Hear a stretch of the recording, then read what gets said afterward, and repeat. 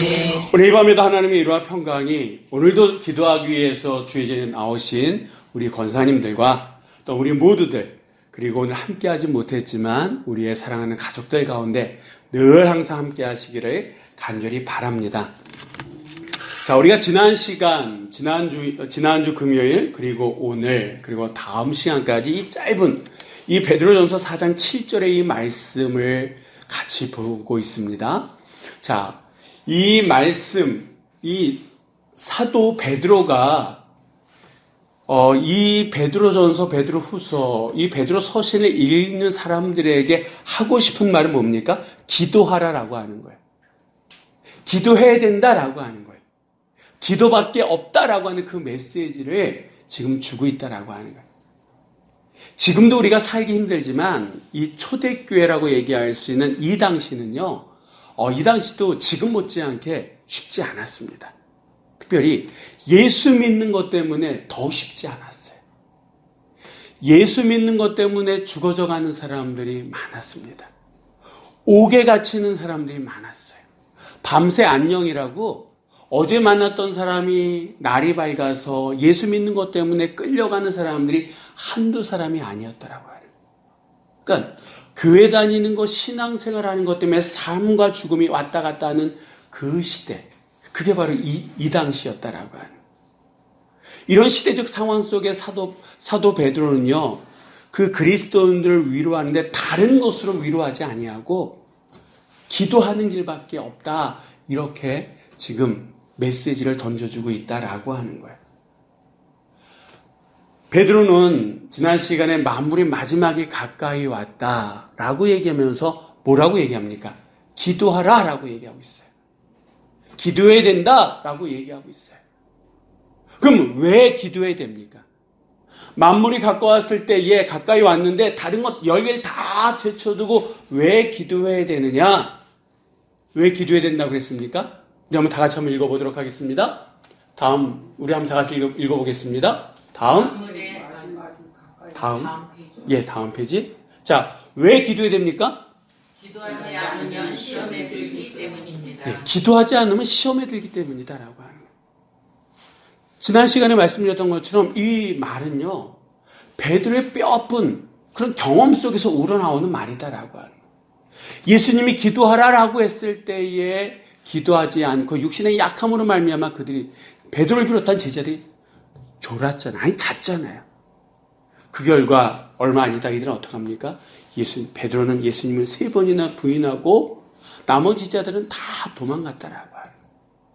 그러니까 기도해야 될 때 기도하지 않으면 시험 든다라고 하는. 아무리 통뼈라고 하더라도 잘났다 하더라도 기도해야 될 때 기도하지 않으면 시험 들 수밖에 없는 게 우리 인간들이다라고 하는. 베드로도 이랬는데 베드로도 기도해야 될 때 기도하지 않아가지고 예수님을 3번이나 부인했는데 우리는 오죽하냐라고. 그래서 우리가 기도해야 된다. 우리가 정말 생각에 이제 종말이야, 말세야, 이제 세상에 얼마 남지 않았어라고 하는 생각이 들면 들수록 우리는 무슨 일에 더욱더 전심전력을 내야 됩니까? 기도하는 일에. 이게 베드로 사도가 우리에게 지금 해주고 싶은 말이다라고 하는 거예요.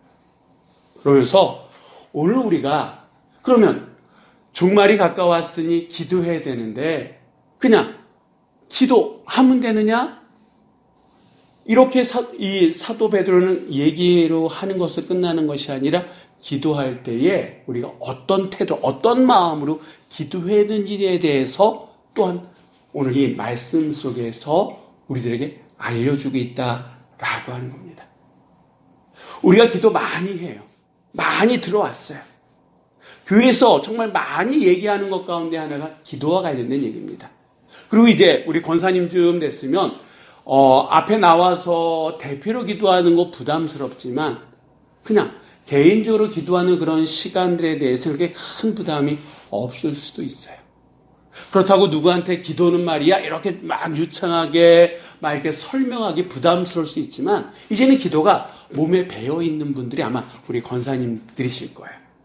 그래서 한 번 더 복습한다라고 하는 생각으로 그럼 우리가 이 기도할 때에 정말 종말이 가까웠을 때의 말세지 말에 우리에게 무엇보다도 필요한 게 기도하는 건데 그만큼 중요한 건데 기도할 때 우리가 어떤 마음, 어떤 태도로 기도해야 되느냐 베드로는 우리들에게 잘 말해주고 있는데 오늘 본문 7절의 말씀을 다시 한번 읽어보도록 하겠습니다. 만물의 마지막에 가까이 왔으니 그러므로 너희는 정신을 차리고 근신하여 기도하라. 아멘. 자, 만물의 마지막에 가까이 왔으니 기도하라. 이게 베드로가 얘기하고 싶은 거예요. 그러면 기도할 때에 어떻게 기도해야 되느냐? 첫 번째가 정신을 차리고 기도해야 된다. 두 번째는 근신하여 기도해야 된다. 이게 베드로가 기도할 때에 우리의 태도, 우리의 마음가짐이다라고 하는. 너희들이 기도할 때 꼭 이것만큼만은 명심해라, 잊지 말아라 라고 하는 거예요. 그러면 기도할 때 정신 차리고 뭐 하는 거예요? 기도하는 건데. 그러면 정신 차린다라고 하는 이게 무슨 뜻일까요? 자, 우리 한번 다음 페이지 한번 보겠습니다. 정신 차린다라고 하는 게 무슨 뜻인지 한번 천천히 한번 읽어볼까요? 분별이 있다. 자기 마음을 통제한다. 건전한 마음을 갖다. 이게 바로 베드로가 기도할 때에 정신 차리고 기도하라고 하는 그런 뜻이다라고 합니다. 정신 차린다라고 하는 이 말 속에는 분별력이 있는 거예요. 자기의 마음을 통제한다라고 하는 것은 마음을 추스린다라고 하는 그런 뜻이에요. 건전한 마음을 갖는다라고 하는 것은 어떤 욕심 때문에 내가 뭔가를 가지고 싶고 누군가를 미워해서 이렇게 감정적으로 하는 그런 게 아니다라고 하는 거예요. 우리 성경에는 이게 이런 뜻이 없습니다만 이 원어 성경에는 이 정신 차리다라고 하는 여기에 추가적으로 있는 게 있는데 좀 어려운 말로 시제라고 하는 게 있어요. 시제. 이게 현재냐 과거냐 뭐냐라고 하는 그런 게 있는데 그걸로 이렇게 해석한다 그러면 언제 정신 차리고 기도하느냐? 지금 즉시. 지금 기도하려고 하는데 지금 즉시 분별력이 있어야 된다. 마음을 추스려야 된다라고 하는 거예요. 건전한 감정에 휩싸이는 것이 아니라 감정을 가라앉고 기도해야 된다라고 하는 그런 뜻이다라고 하는 거예요. 우리가 때로는 기도하다 보면 감정에 휩쓸리거나 주변의 상황에 어떻게 불안해동, 요동치면서 기도할 때가 있습니까? 없습니까? 있어요. 그렇게 하지 말라라고 하는 거예요. 그러니까 마음을 좀 추스리고 마음을 가라앉히고 그 다음에 지금 그러한 마음으로 기도하라라고 말씀하고 있다라고 해요. 그렇지 않으면 우리는 주변의 상황들, 주변의 환경들 이것 때문에 중심을 잃고 휩쓸려 갈 수 있다라고 하는 거예요. 오늘 이 시간 우리가 하나님 앞에 기도할 때에 정말 이 베드로가 얘기했던 것처럼 정신 차리고 하는 그런 기도를 드릴 수 있는 우리 모두가 되시기를 주의 이름으로 간절히 축원드립니다. 자, 두 번째 또 우리가 어떻게 기도해야 되느냐? 베드로는 얘기합니다. 다음 페이지 볼까요? 어떻게 하라고요? 근신하여 기도하라 라고 말씀하고 있습니다. 우리가 조심해야 돼요. 우리가 근신 걱정할 때 그거 얘기하는 건가? 그거 아니에요.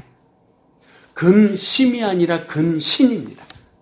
그러면 근신하며 기도하는데 근신하다라고 하는 우리가 잘 쓰는 말은 아닙니다만 무슨 뜻이냐? 술 취하지 않다.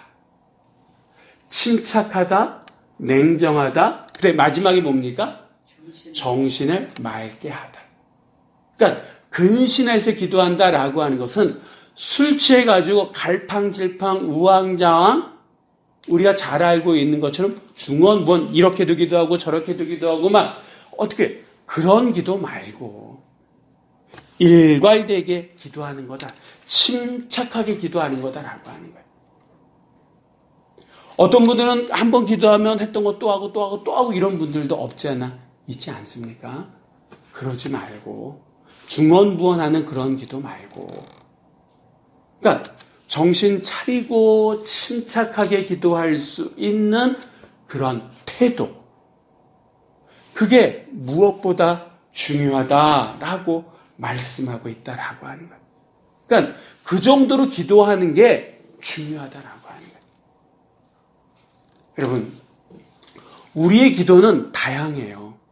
길게 기도할 수도 있고, 큰 소리 내서 기도할 수도 있고, 속으로 기도할 수도 있고, 짧게 기도할 수도 있고, 기도의 방법은 다양합니다. 방법은 다양하지만 그 기도할 때 우리의 마음가짐은 이래야 된다라고 하는 게 이 베드로가 오늘 우리에게 말씀해주고 있는 거다라고 합니다. 첫째가 뭐라고요? 정신 차리고, 두 번째가 뭐라고요? 근신하면서 기도하라 라고 말씀하고 있다라고 하는 겁니다. 한번 잘 생각해 보세요. 우리가 살아가고 있는 지금 이 시대에 그 옛날 하나님의 심판이, 물의 심판이 있었던 노아 시대와 다를까요? 안 다를까요? 하나님이 불로 심판하셨던 소돔과 고모라 시대하고 다를까요? 안 다를까요? 어떻게 보면 안 달라요. 똑같아요. 낮에는 정신없이 바쁘게 살다가 저녁 되면 또 어떻게 합니까?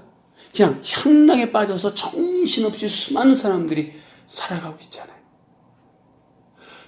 나라에서, 정부에서 가지 말라고 하는데 젊은 사람들이 클럽에 가가지고 거기서부터 다시 코로나가 해가지고 뭐 학원으로, 학교로 지금 또 막 들불처럼 번져나가고 있지 않습니까? 청년들이, 젊은 사람들이 왜 그러냐라고 하는 거예요. 그러니까 이러한 모습들, 하나님 보시기에는 정말 악한 그런 모습들이다라고 하는 거예요. 우리 안에도 때로는 한 주간의 삶을 보면 하나님 없이 그냥 정신없이 살아가고 있는 그런 모습들이 있잖아요. 이런 하나님 없이도 살아가고 하나님 없이도 살아가려고 하는 이 시대 속에 우리가 정신 차리지 않으면 기도하면 중언부언할 수밖에 없다라고 하는 거예요. 정신을 맑게 가다듬지 않으면 우리의 기도는 그냥 중언부언하고 마치 주스라는 것처럼 주문을 외우는 것처럼 그렇게 될 수도 있다라고 하는 겁니다. 그래서 무엇보다도 이 마지막 시대에 우리에게 필요한 것이 바로 말씀과 기도로 무장하는 거다라고 하는 거예요. 말씀으로 기도하고 기도하면서 말씀을 볼 수 있는 그러한 모습이 우리에게 필요하다라고 하는 겁니다.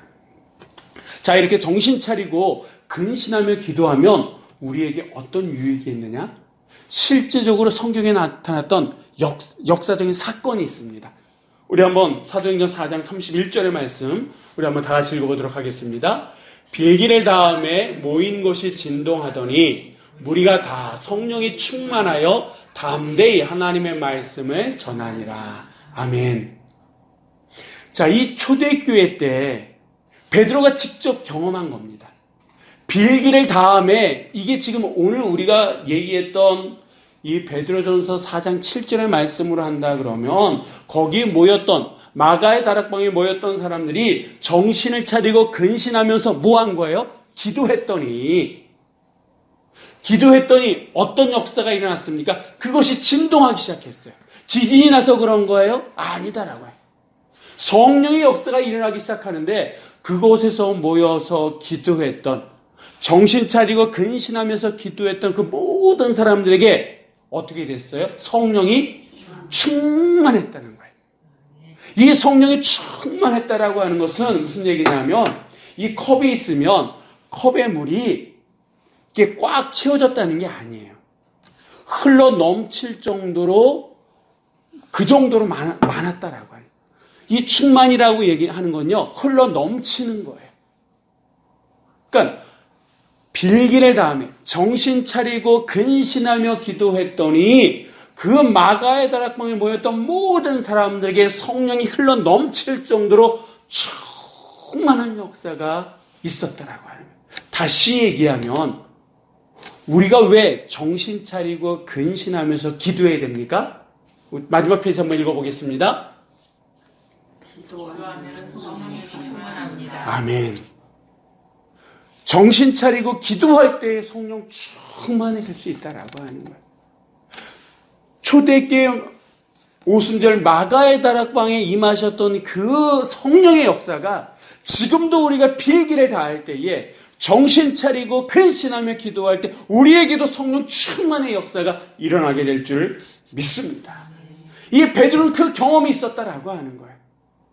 기도해야 될 때 기도하지 못해가지고 후회하고 땅을 치면서 시험에 들었던 순간도 있었지만 다시 하나님의 그 용서하심을 받고 시간을 세워두고 시간을 맞춰 기도하는 가운데에 정말 기도하는 그 시간에 기도했더니 이렇게 정신 차리고 근신하며 빌기를 다했더니 성령 충만함의 역사가 그가 경험했기 때문에 핍박이 심한 그 이 당시 초대교회 사람들은 이것이 말세다, 이것이 종말이다라고 생각했어요. 이제 우리에게는 이제 마지막이다. 그래서 모여서 기도해야 된다라고 하는 종말론적인 신앙을 가지고 살아가면서 그들은 기도하기 시작했다라고 하는 거예요. 오늘 우리에게 이런 마음들이 있지 않습니까? 우리에게 이런 기도의 간절함들이 있잖아요.